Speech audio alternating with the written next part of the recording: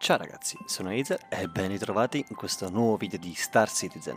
Quest'oggi non sarà uno dei soliti video, ma bensì sarà un video particolare inerente a un documentario che dovevo fare da molto, ma molto tempo. Il documentario su una delle lune di Stanton, nella fattispecie una delle lune di Crusader, che mancava all'appello da parecchio, o se non da molto tempo. E va finalmente a concludere il discorso iniziato mesi or sono sui documentari delle lune di Crusader. Quest'oggi andremo a vedere una delle lune di Crusader, nella fattispecie Daymar, una delle pochissime lune, una delle bellissime lune più avvolgenti e belle del panorama di Stanton, ed essa è molto particolare, ma pian piano andremo a scoprirla insieme in modo costruttivo e interessante. Questa è una piccola immagine che potete vedere, è posta a una distanza di 50.385 km da Port Olisar. Probabilmente in futuro questa distanza potrebbe aumentare, poiché Port Olisar potrebbe scomparire. Ma cerchiamo di fare una piccola parentesi e di ritrovarci immediatamente sulla nostra nave. Ed eccola qui, che ci aspetta la nostra Titan Avenger, una delle migliori navi multiruolo che possiamo utilizzare per queste nostre belle riprese e voglia di documentare questo universo che ci contraddistingue all'interno di Stanton. Come potete vedere anche dalle immagini, non ci vuole molto per raggiungere su di essa, alla fine si tratta di una ventina di secondi circa per raggiungere su di essa, su questa bellissima luna di Stanton, o meglio, nella fattispecie, di Crusader. Vi lascio questi piccoli secondi di immagine così potete ammirare quanto è bello vedere questa luna dall'altra parte della nostra stella, cioè la stella di Stanton. È veramente suggestivo. Ma diamo un po' di dati e cerchiamo di far capire un pochino come è fatta questa luna. Essa fa parte dell'affiliazione della UEE e come potete anche vedere dalle immagini ha un 295,2 km di raggio equatoriale. Nella lore, cioè dentro la Squadron 42, in realtà questo valore è completamente diverso, è all'incirca 1771, una gravità di un terzo di quella terrestre e una pressione atmosferica 1,45 terrestri, una rotazione siderale di 14,9, per non parlare di una densità del 3,95 grammo su centimetro cubo. Beh, una densità abbastanza corposa in un certo senso per un pianeta, o meglio una luna, che non possiede una gravità molto alta. Diamo altri 2-3 fattori come l'atmosfera, che può essere composta da 3 fattori: azoto, metano e idrogeno. Azoto per 98,4%, metano 1,4% ed idrogeno 0,2%. Quantità abbastanza irrisorie rispetto a quelle terrestri, dove noi non abbiamo queste quantità, altrimenti non ci sarebbe la vita, e difatti questo pianeta non permette al momento alcuna forma di vita, alcuna forma di fauna, ma c'è una forma di vita non di tipo fauna, ma di tipo vegetale. Quindi un po' di flora c'è, sul pianeta c'è. Hanno trovato delle piante in modo tale da riuscire a sopravvivere su di esso. Ma facciamo un piccolo salto ora su uno degli OM, poiché non l'ho ancora detto, ma bensì questa bellissima luna possiede ben 6 OM e non è piccola, ma facciamo un piccolo excursus all'esterno di Daymar per farvi capire innanzitutto che anche Daymar stesso ha un sistema artificiale creato dall'uomo, e il quale è la Covalex, la quale al suo interno potremo possibilmente, molto probabilmente, fare delle missioni di investigazione. Sono attualmente già disponibili e se volete ovviamente fatemelo sapere nei commenti. A me non mi costa nulla farla qualche missione di investigazione. All'interno sono molto particolari e molto belle, e come potete vedere dalle immagini è una stazione pressoché abbandonata, distrutta, in certo senso lasciata un po' a se stessa. Come potete anche vedere dalle immagini ci sono moduli orbitali e aree che non risultano essere veramente eccellenti per la vita. Difatti non troverete ossigeno e quindi, piccolo appunto, quando uscirete eventualmente, se usciste in neva, vi consiglio vivamente di utilizzare una tuta e di portarvi delle piccole fiale d'ossigeno. Questa è sostanzialmente la Covalex, una area dove è possibile anche atterrare con la nave, come potete anche vedere dalle immagini, ma non è un attracco come avviene su Port Olisar, cioè non verrà richiesto alcun permesso per l'attracco, poiché ovviamente la stazione è in abbandono. Ma facciamo un piccolo salto con le immagini e andiamo di nuovo su Daymar. Ora ci dirigeremo verso Jaeger Flat Aid Shelter, un luogo, una sezione di Daymar divenuta abbastanza conosciuta perché vi era un eccentrico Norman E. Jaeger che ha raggiunto un po' di notorietà nel 1920 ed esso è stato uno dei più famosi artisti dell'epoca. Ecco perché ritroviamo su questo Aid Shelter il suo nome. Ovviamente lui decise anche di creare una piccola statua su questo luogo. Ahimè, nel tempo questa statua è stata erosa nel tempo e non ne troviamo più traccia. Ma quello che possiamo vedere è questo avamposto che adesso si dimostrerà davanti ai nostri occhi.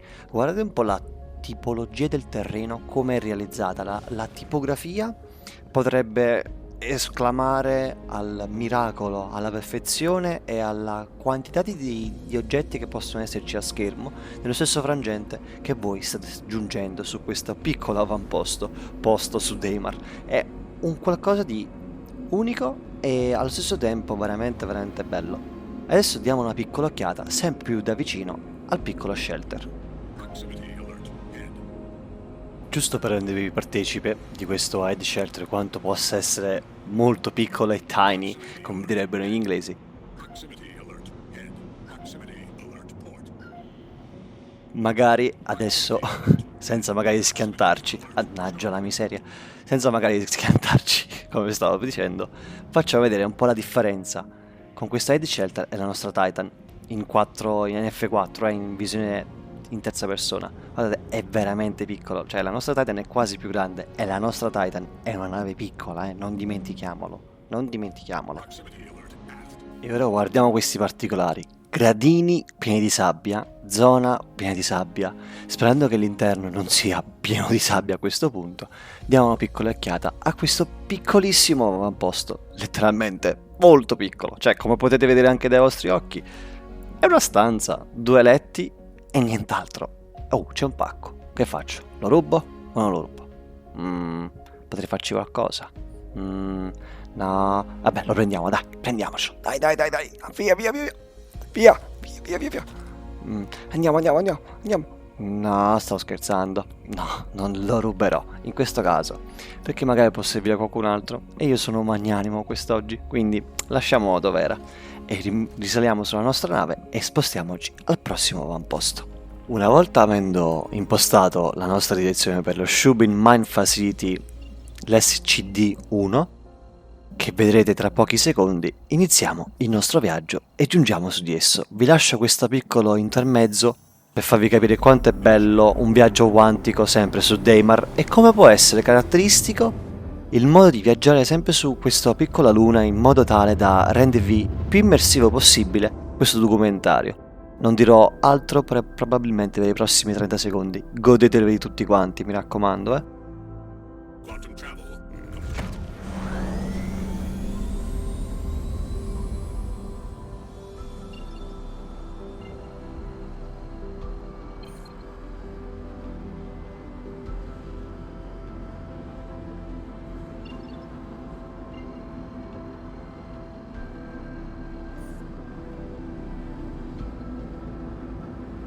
Ma come? Siete ancora qui? State ancora guardando questo video? E siete irriducibili a questo punto, devo supporre. Cioè, guardiamo un po' com'è bella questa immagine a questo punto. Cioè, ci rendiamo conto. Canyon bellissimi dove la nostra Titan potrà percorrerli in una maniera sublime. Veramente unica e incomparabile. È una sensazione fantastica quella di poter guidare all'interno di questi canyon. È un po' come se tornassimo un po' nel passato, in quando vedevamo quei bei film di un tempo, dove c'erano i film western E stiamo attenti ovviamente al terreno, perché le rocce saranno molto molto aguzze e potrebbero veramente sfasciarci, letteralmente romperci e distruggerci la nostra nave. Ma adesso cerchiamo di avvicinarci finalmente al Shubin Mine Facility dopo questa piccola parentesi, che letteralmente dietro l'angolo non saranno sì e no 1500 metri, e rimettiamoci nuovamente in F4 in modo tale che voi possiate vedere queste bellissime immagini insieme a me di come approdiamo passo passo e piano piano su questa piccola porzione di Daymar. O meglio, guardatelo lo stesso voi, non è che è veramente più industrializzato, è molto più unico, è iconico ovviamente anch'esso, perché allo stesso tempo possiede 2 landing pad senza richiesta di permesso ovviamente al momento per attraccarvi su di esso, ed in fondo potete anche dare un'occhiata a un'altra porzione. Quest'altra porzione sostanzialmente è un'area dove potremo spawnare i nostri veicoli, quindi sul Shubin Mine Facility ricordate 2 landing pad e la possibilità di spawnare anche veicoli. Una volta atterrati non ci rimane soltanto che scendere dal nostro sederino e avvicinarci finalmente allo Shubin Mine Facility SCD-1. Aprendo il nostro portellone, dando un'occhiata all'esterno, facciamo insieme questi 2 passi e diamo un'occhiata all'esterno di questa area di giorno di Daymar. Come possiamo vedere c'è molta foschia in lontananza, un po' di vegetazione un po' caricata un pochino male, sarà colpa anche un po' del mio computer, però è veramente bello vederlo tutto questo, e cerchiamo di fare questi passi assieme affinché giungeremo ad essere molto vicini all'entrata di uno degli interni dello Shubin Mine Facility. Come potete vedere anche dalle immagini, è contraddistinto da avere dei colori arancioni molto accesi, però ovviamente un pochino offuscati leggermente dalla polvere e dalla foschia e dalle tempeste di sabbia della Shubin Interstellar. Ma non è che la Shubin Interstellar causa le tempeste di sabbia, stesso Daymar le causa, non fraintendiamo niente. Però allo stesso tempo dobbiamo anche farci capire e capire allo stesso tempo che quando entreremo al suo interno non troveremo più quel senso di piccolo come abbiamo visto nel precedente Shelter, ma bensì una zona molto più ampia, più lussuosa in un certo senso. Qui ovviamente la possibilità di fare missioni come delivery sono all'ordine del giorno, c'è anche il macchinario adatto, difatti possiamo fare sia pick up che le vendite effettive, cioè possiamo sia prendere il pacchetto che portarlo via da qui, cioè possiamo anche metterlo dentro la macchina, possiamo anche fare delle delivery, possiamo richiedere un pick up, cioè sostanzialmente possiamo richiedere di essere presi in un certo senso in questo posto, non al momento, attenzione, siamo nella 3.8.2, questo video è basato sulla 3.8.2 e all'interno di questo Shubin Mine Facility possiamo anche comprare i seguenti materiali come il berillio, il corundum, il quarzo, il gold, il tungsteno e anche il waste, cioè più che altro i rifiuti radioattivi che possiamo ritrovare all'interno di diverse aree all'interno stesso di Stanton. Però qui c'è e ve lo devo dire, se c'è, non ci posso far nulla. E ora un piccolo salto su una piccola chicca che potremo fare a questo Shubin Mine Facility, che possiamo avere non solo qui, ma bensì in anche altre aree, ma in particolare qui allo Shubin Mine Facility. E ora diamo un'occhiata a questa piccola struttura, la quale ci permetterà di spawnare i nostri veicoli terrestri, molto utili per le operazioni terrestri appunto con i nostri amici della nostra crew, del nostro equipaggio. Oh, attenzione, una piccola miniatura del M50, com'è carina! Ma a parte questo, qua dai terminali potremo ovviamente fare una richiesta di spawnare il nostro veicolo in modo tale da poterlo utilizzare insieme ai nostri amici. Datemi 2 secondi perché tra poco vedrete all'orizzonte una Grey Cat Buggy molto carina, molto bellina, da poter utilizzare insieme a me in questa avventura, in questo documentario su Daymar, qui con me in questo piccolissimo frangente. La neve sugli oggetti, sulle nostre navi, su di noi e su tutte altre tante situazioni, ma facciamo un piccolo viaggio insieme a me, o meglio, se volete fate un piccolo viaggio insieme a me, andiamo piano piano perché non dimentichiamo che qui è un terzo la gravità, quindi grazie anche a te, ma allo stesso tempo stavo per dire qua è un terzo la gravità, quindi stiamo attenti quando guidiamo. Ora guardiamo insieme da distanza il nostro avamposto e come potete anche vedere dalle immagini si sta alzando una piccola tempesta e laggiù è la nostra Titan, guardate quanto è bella da vedere anche, però che dite? La proviamo a fare questa ideazza, cioè questa idea di scendere da questa roccia così. Che dite, ci vogliamo provare? Io? Non lo so, però... Ma sì, dai, proviamoci, dai. Allora, da 3, 2, 1, via. Oh mamma mia.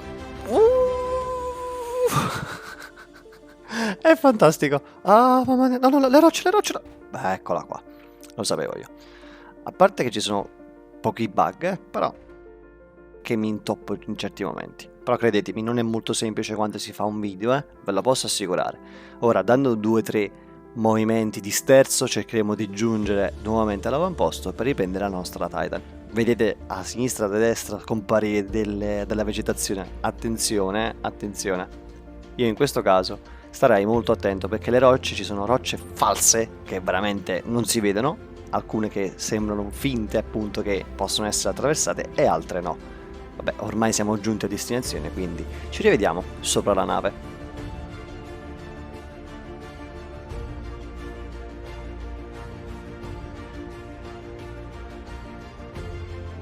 Una volta avendo selezionato l'Arkham Mining Area 141 e come stiamo facendo adesso noi, ci approcciamo piano piano in modo tale che possiate vedere che non si vede letteralmente nulla con questa tempesta davanti, voglio lasciarvi con 2-3 appunti che possono ritrovarvi utili su Daymar. Ovviamente Daymar, non dimentichiamo, oltre a essere bello come potete vedere anche dai vostri occhi da queste immagini notturne e diurne, ed avere questo avamposto molto simile, se non veramente molto identico al Shubin Mine Facility, solo che si differenzia con un solo e uno solo landing pad molto grande. Io voglio suggerirvi anche inoltre che su Daymar potrete ovviamente fare del mining, cosa che non ho citato, non ho portato in un video con esso, cioè non ho portato un Argomol, un Prospector che possa permettervi di sostanzialmente minare. Al momento sono le uniche 2 navi che permettono di minare, non i FPS mining, quella è un'altra cosa. Non dimenticate che c'è anche un episodio della caverna maledetta che potete anche vedere voi stessi nei commenti o stesso nel video, potete trovare un piccolo sondaggino in alto a destra. Ma tralasciando questo, guardate come diavolo è enorme Crusader a questo punto, cioè rispetto a tutte queste lune è probabilmente 15, 16, 20 volte più grande. Ora diamo un'occhiata all'entrata di questa Arkham Mining Area 141, a parte il fatto che faccio un piccolo focus anche qui sulla tempesta, ma cerchiamo di entrare dentro e vediamo un pochino com'è all'interno. Se non sbaglio, dato che comunque non voglio spoilerarvi niente, guardate voi stesso dalle immagini e commenterete, o spero che commentiate nei commenti, che questa parte è semplicemente un copia e incolla dello Shubin Mine Facility SCD-1. Quindi non è che ci sia molto da dire. Ora, come abbiamo fatto sullo Shubin Mine Facility, che abbiamo chiamato una Grey Cat, facciamo e faremo lo stesso anche qui. Allora, montiamo, facciamoci questi ultimi auguri anche di Pasqua, perché oggi è il giorno di Pasqua in cui ho deciso di registrare tutto ciò, quindi un grande applauso a me, ma spero che ovviamente questo video vi fosse piaciuto, vi possa essere piaciuto ovviamente. Se volete lasciare un commento, lasciate un commento, se volete lasciare un mi piace, lasciate un mi piace. Io lo faccio per diletto, ma spero che ovviamente tutti quanti voi possiate apprezzare quello che sto facendo per voi e anche per me allo stesso tempo. Quindi io sono Azer, questa è una Grey Cat notturna su Daymar e nient'altro, vi invito a passare magari sugli altri video anche.